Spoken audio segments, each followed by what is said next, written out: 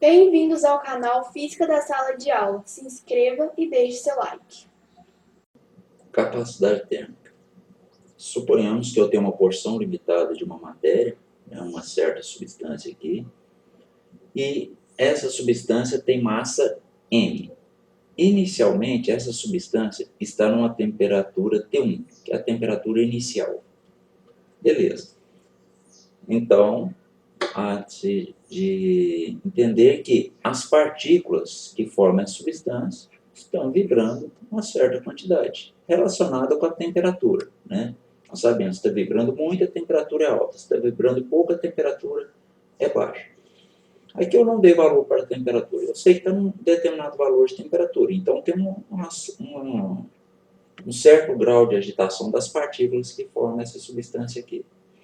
Aí nós sabemos que se eu tirar a energia dessa substância, tirar a energia térmica aqui dessa substância, a temperatura dessa substância vai diminuir, né? As partículas vão começar a vibrar menos e a temperatura vai diminuir. Se eu fornecer energia para essa substância, né, se for uma energia, né, um calor sensível, vai aumentar a temperatura dessa substância. A partícula vai começar a vibrar mais. A temperatura vai aumentar. Então, se tira energia, a temperatura tende a diminuir. Se coloca energia, a temperatura tende a aumentar. As partículas tendem a vibrar mais. Não é isso? Isso eu estou falando de calor sensível. Um calor que vai mudar a temperatura desse corpo. Assim? Beleza.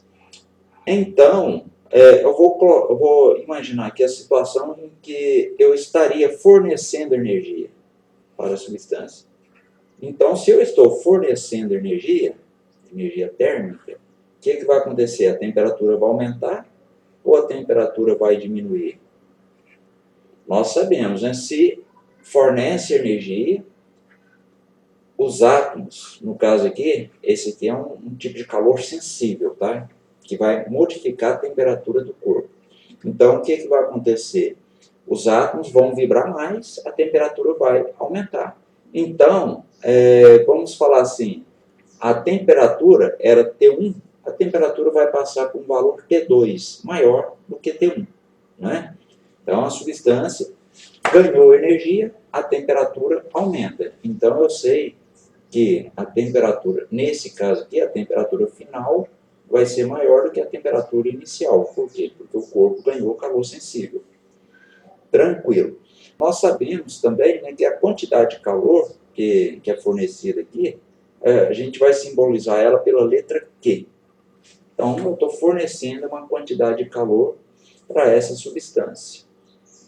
Se eu pegar essa quantidade de calor que eu estou fornecendo para a substância e dividir pela diferença de temperatura, pela diferença dessas duas temperaturas, eu tenho a capacidade térmica. Então, eu posso falar o seguinte, que a capacidade térmica dessa substância aqui, desse corpo, vai ser o quê?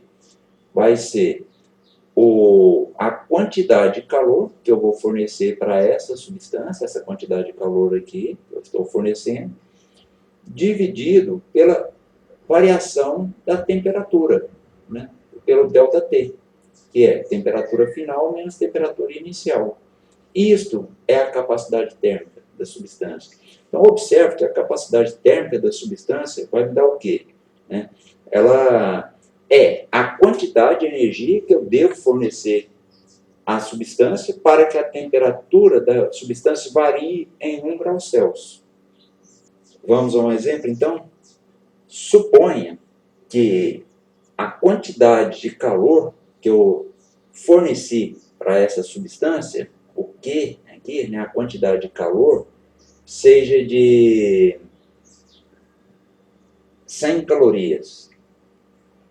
100 calorias. Eu forneci 100 calorias para essa substância aqui. Na hora que eu forneci 100 calorias para essa substância, a temperatura aumentou 5 graus Celsius.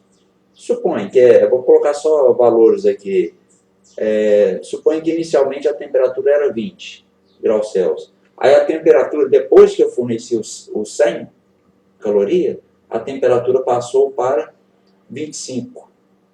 Então, qual que é a capacidade térmica desta massa aqui, né, desta substância aqui? Então, vamos calcular. Capacidade térmica é a quantidade de calor, né? Então, qual que é a quantidade de calor? 100 calorias, 100 cal. 100 cal. E qual que é a variação de temperatura?